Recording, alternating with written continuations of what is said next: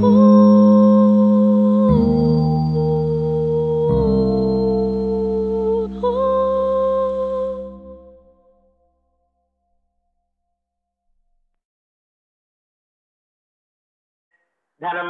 सनिष्यन्ति नामात्मानं तवा पुरुषा इष्कृतिर्नामावो माताथो यूयं स्थनिष्कृतिः श्रीरापादत्रिणे स्थनयदामयाति निष्कृथा अतिविश्वाः परिष्ठास्तेन एव व्रजमक्रमः ओषाधेः प्राचित्यमुर्यत्किञ्च तन्वो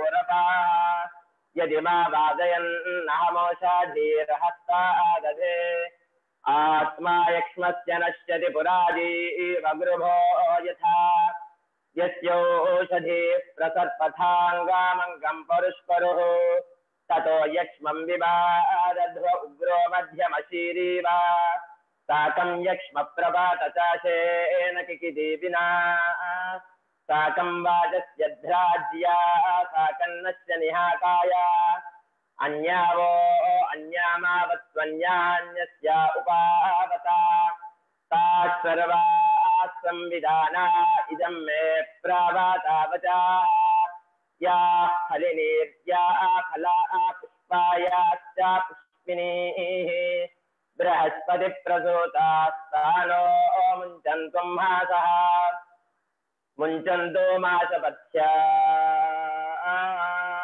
आदथो वरुण्यादुता अथो यमस्य पट्वीशात् सर्वस्मात् किल्बिषात् अवपतन्तेरवदन्ति व ओषाधयस्परि यञ्जीवमश्नवामहेन सरिच्छाति पूरुषः या ओषाधे सोमाराज्ञेर्बह्वेश्च तदीचक्षणाः तासां तवस्युत्तमारङ्कामायशं हृदे या ओषाधे सोमाराज्ञेर्विष्ठिताः पृथिवीमनो बृहस्पतिप्रसूता अस्यै सन्धत्तवीर्यम् मा वो रिषत्खनिता यस्मै चाहं खनामि वः द्विपच्चतुष्पदस्माकं सर्वामस्मनातुरम् याश्चेदमोपशृण्वन्ति याश्च दूरं परागताः सर्वाः सङ्गत्या वीर्धोऽस्यै सन्दत्तवीर्यम्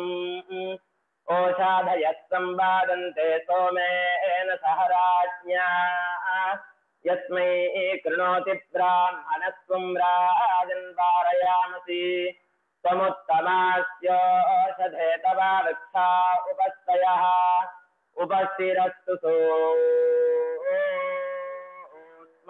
यो अस्मान् अभिदासाति शान्ता पृथिवी शिवमन्तरिक्षं योर्नो देव्यभायन्नो अस्तु शिवादिशः प्रदिश उद्दिशो न आपो विश्वतः परिपान्तु सर्वतः शान्तिः शान्तिः शान्तिः हरिः ओम्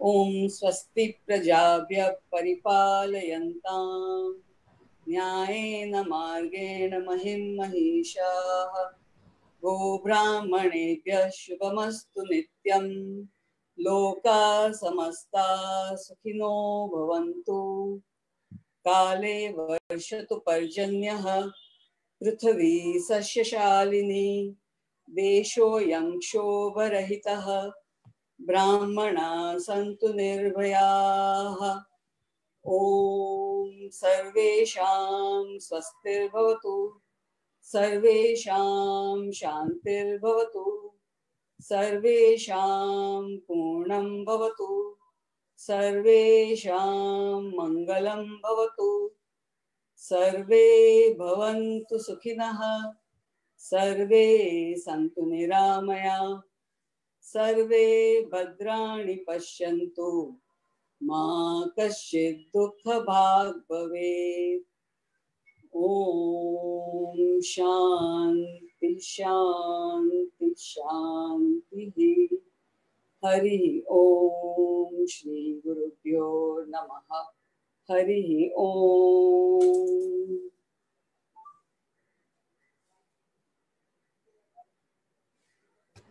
ॐ श्रीगुरुभ्यो नमः हरिः ॐ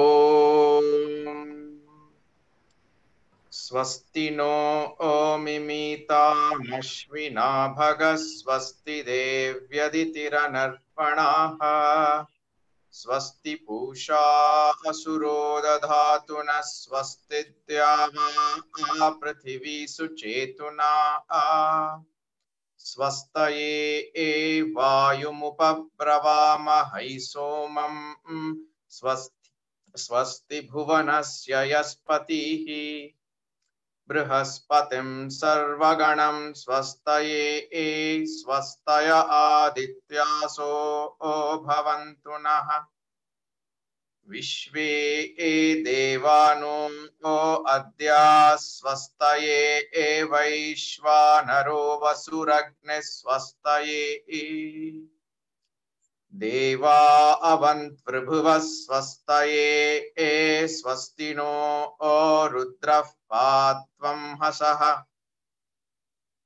स्वस्ति मित्रावरुणा स्वस्ति पथ्ये रेवति स्वस्ति न इन्द्रश्चाग्निश्च स्वस्ति नो अदिते कृधि स्वस्ति पन्थामनुचरेम सूर्या चन्द्रमसा आविवा पुनर्ददताघ्नता जानता संगमे मही स्वस्त्ययनन्तार्क्ष्यमरिष्टनेमिं महद्भूतं वायसं देवतानाम्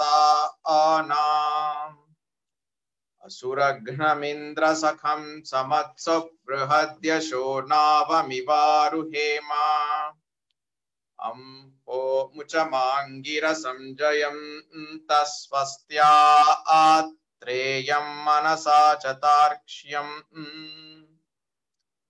प्रयतपाणिः शरणं प्रपद्ये स्वस्ति सम्बधेष्वभयन्नो अस्तु ॐ शान्ति शान्ति शान्तिः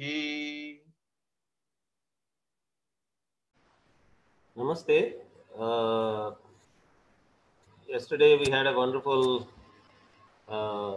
long day sessions, 3 sessions. Today we are going to continue with the first session of the day. Professor Pankaj Jain is going to be the first speaker of the day. Professor Pankaj Jain is the chair of India Initiatives. He is the editor of Springer Encyclopedia of Hinduism, and he is associate professor at Department of Philosophy and Religion, University of North Texas. He has toured India talking about the Dharma ecology. Particularly, he specializes in Jain ecology, and today he is going to talk about the ecological concepts of Jainism. Sir, over to you.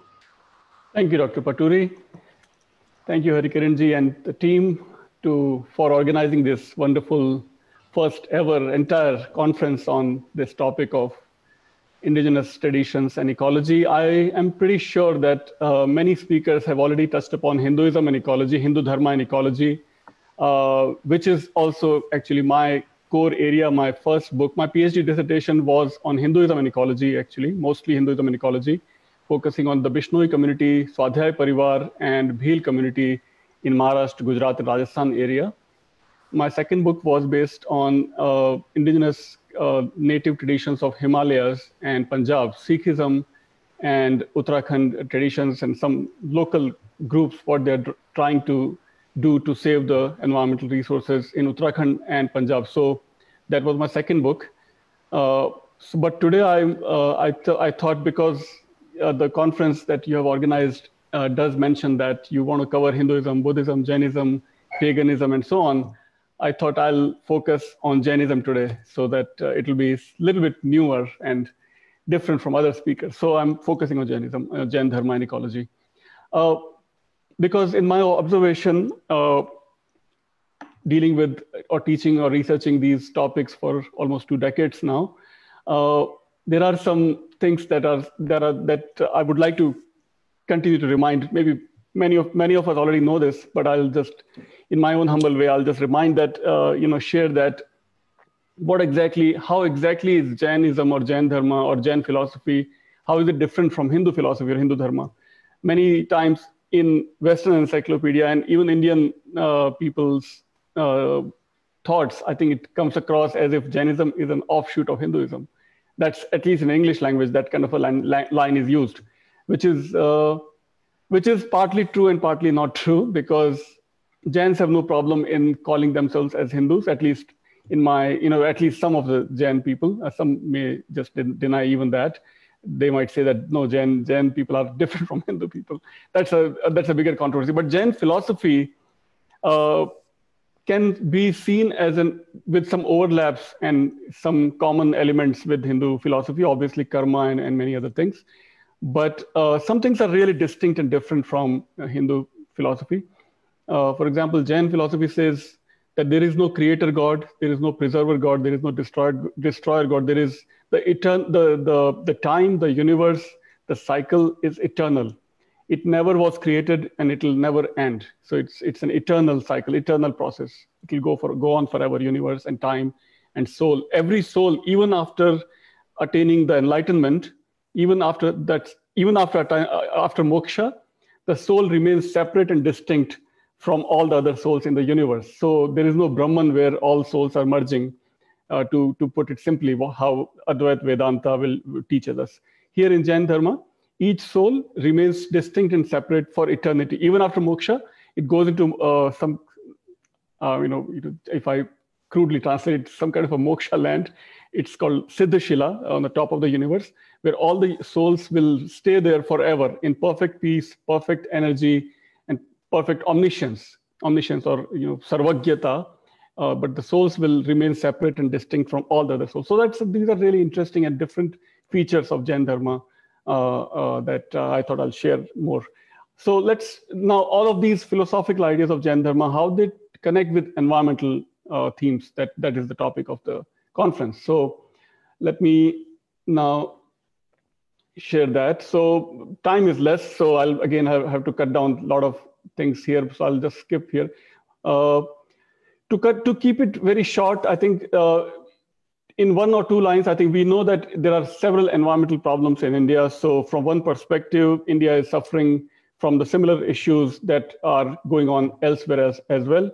But from other perspective, we can say that India, at least from National Geographic survey so National Geographic is a prominent magazine published in America, but read across the world. And whenever they have done surveys to count the carbon footprint of each economy or each country, major countries such as Brazil and China and India and Australia, United States, Canada, and European nations, India comes across as the greenest nation, greenest economy, because of the overall carbon footprint is least in India. Why is that? So they count these carbon footprints in 4 different categories. Housing needs in India are still very less, because many people, 2 or 3 generations live together under one roof.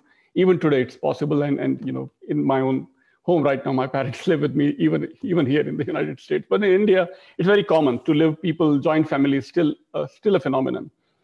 Transportation, public transport is simply the need of the hour in India.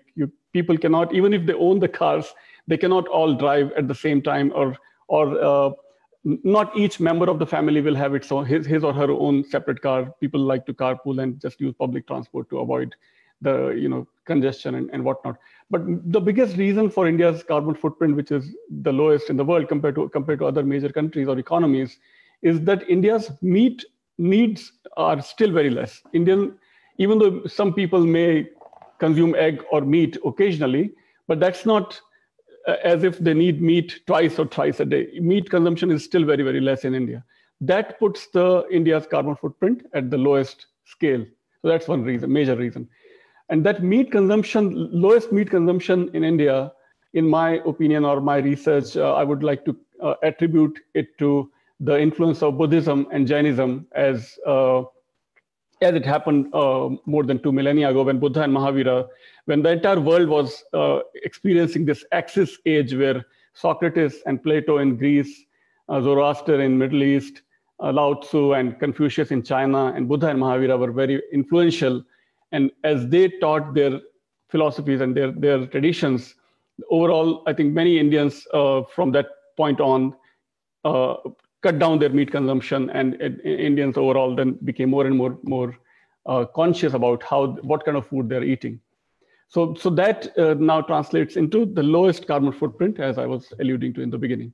So why are Jains so obsessed about vegetarianism? If we take a deeper look, as I was again touching in the beginning, what exactly happens in the Jain cosmology? Why is eating other beings is such a problem in the Jain tradition? Here is a bit more deeper perspective on that. So Jain cosmology looks at the universe in this shape. The Jain universe looks like this, as if a human being is standing with his hands on his waist, and that's how the universe is. So in the center region is the earth. The uppermost region of the universe is what I was calling Siddhashila or Moksha land, is where all the souls reside forever after they attain moksha. These are the regions of 7 heavens and 8 hells. So hells, and then earth, and then heavens, and the moksha land or the Siddhashila.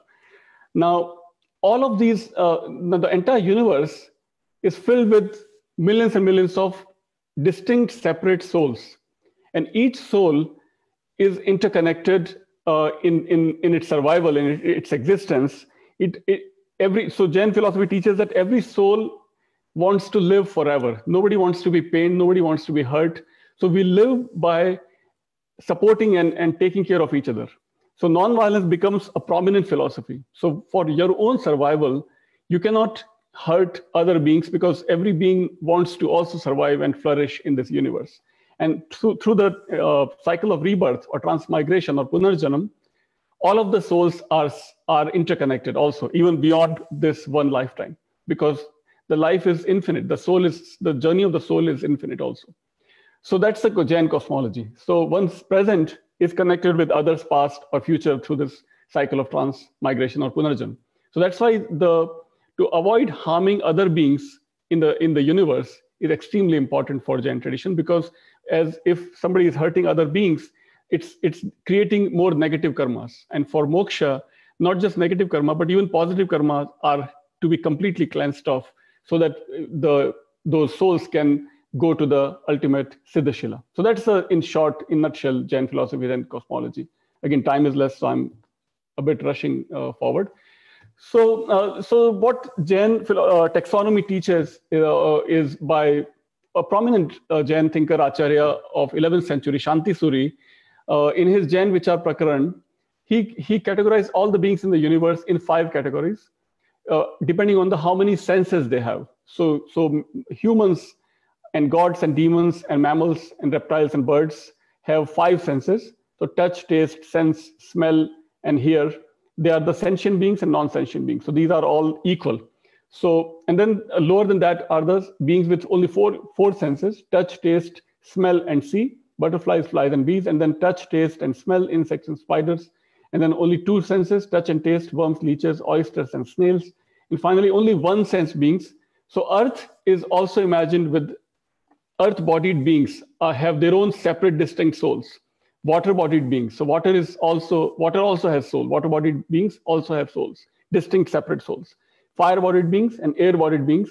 And then Nigoda are the 1 sense beings, also like 1 cell beings like amoeba or virus particles, for example. And then plants.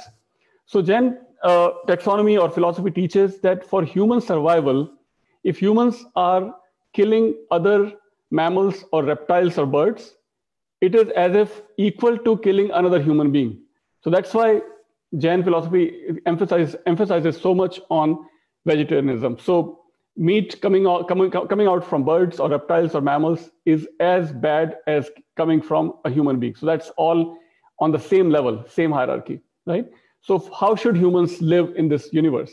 Humans should live in the universe by taking minimum of earth, minimum of water, minimum of fire, minimum of air, and minimum of Negoda and minimum of plants. So minimizing the consumption coming out from one sense beings only. So that's the, in nutshell, idea of vegetarianism and how Jainism inspired millions of people to cut down their meat consumption, avoid completely meat consumption, or even among the plants. Not all plants can be consumed by Jains, so roots and stem cannot be eaten. So carrots and radish and potatoes and onions and garlics are all to be avoided by Jains because they are all coming from roots or stems of a plant. So that's, again, extremely violent to kill the entire plant by root or stem. So even those are avoided. Air is to be minimized also. So you may have seen many Jain monks and nuns, they keep some kind of a mask on their face even before the pandemic, just to minimize even the consumption of air or even accidental ingestion of any microbes coming from air.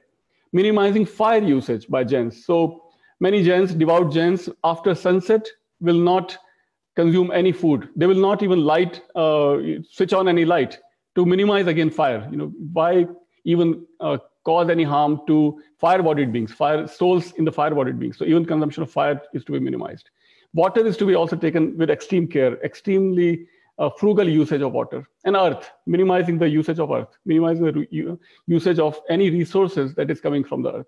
So that is the way Jains have been living for more than several millennia, and that connects very well now with keeping the carbon footprint low, keeping the climate change in check, and keeping the biodiversity intact also. So these are some of the ideas that I thought I'll share. That's another perspective on Jain taxonomy. World consists of living beings and non-living beings. Soul can be mundane or liberated. Liberated are already attained moksha. And then mundane beings can be immobile, which is one sense beings of earth, water, fire, air, or plants. And mobile beings can be 2, 3, 4, or 5 sense beings. So that's another perspective of the same taxonomy. Then Jain philosophy or Jain Dharma is also called as a philosophy or dharma of triple A's: ahimsa, aparigraha, and anekantvad. So ahimsa obviously translates very well with environmental protection by not causing harm to any plant or any living being in the universe. Aparigraha, cutting down one's consumption, cutting down one's accumulation, that connects very well with keeping the carbon footprint low. And anekantvad connects with, can be summarized by the story of this elephant and 6 blind men trying to touch this elephant and coming up with different conclusions. But each perspective is partially true. So to arrive at the final truth or full truth, we need to combine all the different perspectives without rejecting anybody as if they are wrong. So that can be translated into environmental protection by saying that not just human perspective is true for the environment, but even animals' perspectives should be taken into account. What could be the Earth's perspective towards environmental protection? So every perspective is to be combined, not just anthropocentric perspective or egocentric perspective. So there is a plurality of reality and reality of plurality. That singularity creates bigotry and fanaticism and whatnot. So that's why we need to combine all these pluralistic perspectives. That's a in nutshell definition of anekantvad. In the history of Jain tradition, 24th Tirthankar was the contemporary of the Buddha. So let's start from this here, Mahavira. So Mahavir lived in 600 BCE, 600 before Common Era, almost contemporary to the Buddha. As he was passing away around the age of 70, he sends his most chosen disciple away from himself, and he says that there is somebody is trying to kill some cattle, so go and stop that slaughter. So even at his last breath, Mahavir is very conscious of cutting down the violence, minimizing the violence, stopping the violence. And in his own teachings, Mahavir says trees are inherently valuable. Vegetation has life just as humans have. So long before science discovered plants have life, Jain Tirthankar Mahavir was already saying these things. Even before Mahavir, Parshvanath has a similar story where he is inspired when somebody is trying to burn a snake. Parshvanath takes a step and he responds to that. He saves that snake, and that out of compassion, he eventually renounces his kingdom, his wealth, and his princely life, and becomes a Tirthankar and attains moksha. Similarly, Neminath, the 22nd Tirthankar, also responds to animal slaughter, and he also similarly teaches about compassion. So those are the teachings that Jains have been always remind themselves of, and that's how they have tried to follow the principles of nonviolence over the millennia. In other texts, in Tattva Sutra, for example, there are sayings like this: souls render service to one another, so all souls should live together without harming or without causing any hurt to any soul in the universe. We should live like behavior of we should learn from the bees. Bees take very small nectar from each flower without causing any harm to any flower or any plant. Similarly, humans should live by minimizing their need, by minimizing their consumption without causing any harm to the nature. Forests are like saints. Trees should be planted for positive karma. These are the kind of teachings that Jains have been taught, and the teachings that have been propagated over centuries. Then over the centuries, Jain householders have been, so these are the teachings and the Jain monks and nuns and Jain acharyas and Tirthankaras. But even Jain householders, if you notice, most Jains, even today, you will rarely find any Jain getting involved into the profession of charcoal trading or timber trading, pulling animals in carts, trading of alcohol, slave trading, weapons trading, poison trading, even sugarcane trading, firearms trading, construction of lakes. These are all to be avoided by Jain, even Jain householders, Jain lay people. What they will do, what you will find them doing is that most Jain lay people will be doing either trading kind of work, banking, relatively more non-violent. So trading work, banking, commercial activities, clerical activities, diamond trading, traditional medicine, arts and crafts, government or ruler, working for a ruler or government, manufacturing textile machines, publishing and media and education. These are the historically considered much more non-violent professions compared to the right side column, which is seen as more violent. So Jain householders also try to prefer to avoid violent professions and go for more non-violent. All right, let's keep going. I'm not sure how much time we have, but there are other philosophers in the West whose theories can be compared pretty well with the Jain ideas, where Brian Sim talks about that material objects leads to consumerism, consumerism leads to depression. So Brian Sim is a contemporary philosopher in America, but that is already that can be easily compared with the Jain idea of aparigraha or non-accumulation, which is all about cutting down one's consumerism, cutting down of minimizing one's accumulation of material objects. Then he says also that Earth is alive and Earth responds to our presence. That goes very well with Jain idea that Earth-bodied beings are alive and Earth also has soul. Then Brian Sim says that because of Big Bang theory, we all come from single origins. So we are all siblings. All the beings in the universe are all siblings. That goes very well with Jain respect for all jivas. That's by Brian Sim. And the next philosopher that I would like to share is Thomas Berry and David Abram. Berry says that world is a communion of subjects, not a collection of objects, which means that everything in the universe, so-called what we might consider as non-living, even that is a subject, not an object to be consumed.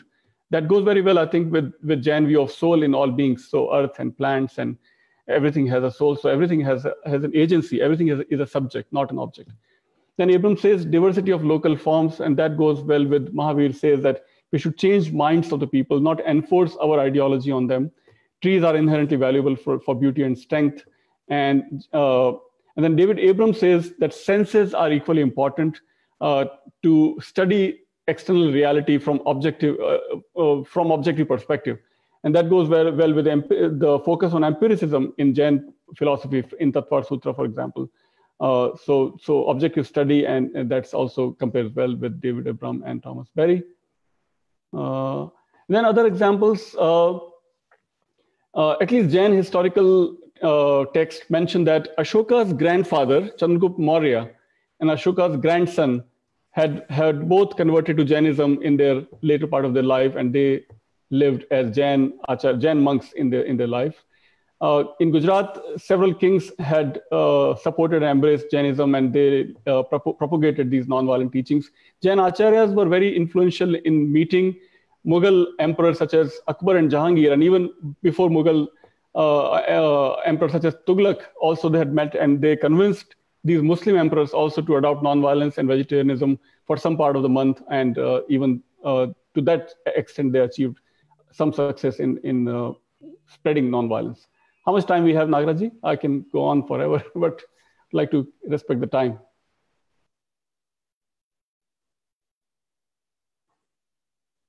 Okay, then there is Srimad Rajchandra, and he had corresponded with Gandhi, Mahatma Gandhi, when Gandhi was in South Africa. Now, Srimad Rajchandra had corresponded with Gandhi for 6 years, and Gandhi took several of his ideas and principles, and that became the pillar of his own life. Gandhi's life is based on Satya and Ahimsa, Aparigraha, Brahmacharya, Purusharth, and Upvas, and Gandhi's whole life can be seen as a living testimony, living laboratory of these principles, where Gandhi's own food, for example, consisted only of small meals of nuts and fruits, minimizing the food consumption, daily ablutions and bodily practices. Gandhi practiced yoga and meditation and whatnot. His own practice of silence can be compared very well with Maun Vrat that many Jain and Hindu sannyasis also practice. Morning walks compare very well with Jain munis who only walk. Jain munis they never take any ride on any vehicle, so only walking. Cultivation of small with a big. Gandhi takes care of even a small, every small animal in his ashram, and that goes well with the Jain and Hindu teachings. Spinning wheel of Purusharth, that I'll make my own cloth instead of depending on the textile cloth that was coming from the British. Abhorrence of waste. So all of these ideas were inspired by these principles that he took from Jain Guru Rajchandra, with whom he corresponded for 6 years. So that's Gandhi's life can be seen as some kind of an manifestation or example of practice of Jain ideas. Jains today, unfortunately, are not sticking to those core ideas that we took a look. Some of the Jain industries are getting indulged in some pollutions and strip mining industries and wastage of resources. But on the other hand, Jains are still supporting thousands of cattle sanctuaries across the world with Hindus, of course. And the bird hospital in Delhi is also a very prominent example of Jain nonviolence and compassion for animals. Many of the wildlife sanctuaries in India, for example, Goa's largest wildlife sanctuary is supported by local Jains there. Jains are very active in promoting beef ban, for example, Pinjar poles, the animal sanctuaries. Many Jain temples have gone solar to cut down their usage of Earth's resources, fossil fuel across India and across America as well. Many traditional villages, such as Khichen village in Rajasthan, is supported by Jains, where they take care of the birds, the cranes that are coming from Siberia. The Jains are the prominent supporters of or practitioners of compassion for animals and birds. And then here in America, also similarly, Jain temples have gone green and cutting down their fossil fuel and so on. This I'll skip. I think I'll skip to the next one. And cattle sanctuary, similarly, so supporting more animal work in America as well. Going solar, as I mentioned. And that's it, I think. I hope I'm well within my time. These are my books, so if I have more time, can go on forever, but I'll stop and maybe. Thank you very much, Professor. Thank you. Yeah. Professor Jain has waked through the night now. It is midnight in America. We are grateful to you, sir. Are there questions to him? Let me just check. If there are any questions, I can take some questions. If not, maybe next. What is the idea behind consumption of dairy products like milk, dahi, etc.? Is from Sachi Jain. Milk is an interesting question. Some Jain texts do say that even milk and dairy products are also to be avoided.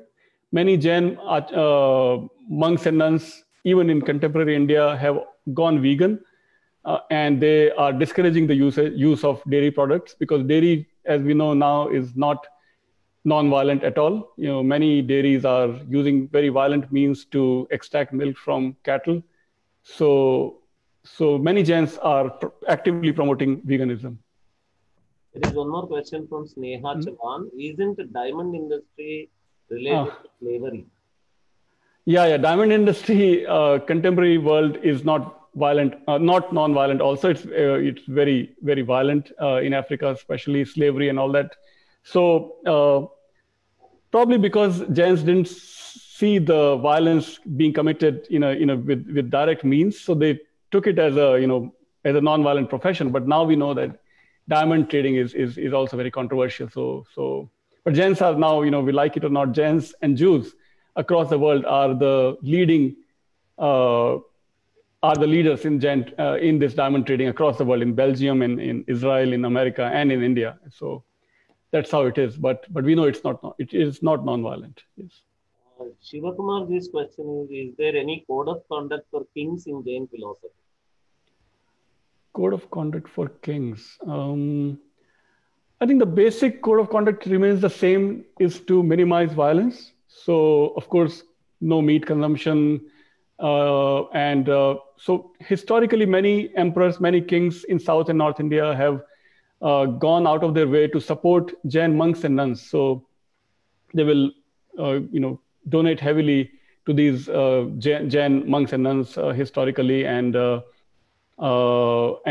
their own lifestyle try to, as they retire, for example, maybe after the age of 75, for example, Ashoka's own grandfather, Chandragupta Maurya, had completely renounced all his kingdom and all his wealth, and he became a Jain acharya. He became a Jain monk, and legend has it that he lived somewhere near the Bahubali in Karnataka. So those are some examples of Jain kings and emperors. Kumar Pal, for example, in Gujarat, who built all these magnificent temples across Rajasthan and Gujarat. Many temples were built. So historically, they donate their wealth to promote more Jain principles by these temples and by donating to Jain acharyas, monks. Uvashi Baid has this question: what about violence against mosquitoes at home? I am a Jain, and this haunts me all the time. Sorry, I didn't get it. Violence by? Sorry, what was that? Violence against mosquitoes. Okay. I think the best way is to minimize the growth of mosquitoes or any viruses rather than going and killing mosquitoes, because that's, again, violence. So best is to keep everything clean and hygienic and everything, so you don't grow them, so you don't have to kill them. But of course, killing is killing. Here, there's a comment here by Nayanthara Chakravarti. Sure. About, I'm not sure how Buddhism promoted vegetarianism. After all, Buddha died by consuming poisoned pork. Jainism, of course, I understand the point on vegetarianism. You had earlier made a comment that Buddhism also promoted vegetarianism. Right. Would you like to comment on that? Yeah, I think the problem is that proper historical study of the life of Buddha and Mahavir has not yet been done. There are many theories and stories how exactly Buddha died. There are some stories that Buddha ate poisonous mushroom, not meat. So that's one story.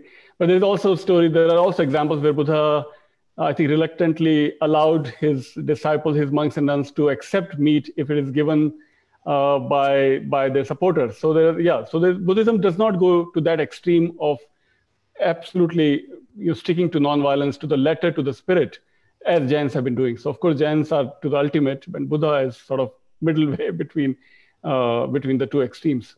But I do know that in Tibet, here in Dallas, there is a Tibetan monk, and his entire community in Tibet is completely vegetarian, completely vegan even. And he himself is a passionate vegan in Dallas. So there are communities even outside India who are Buddhists and who stick to vegetarianism. So yes, so there are these diverse examples in the Buddhist community across the world. In Thailand and Malaysia, for example, I've seen Buddhists who will take tofu but no meat. Right. So there are different examples. Thank you very much, sir.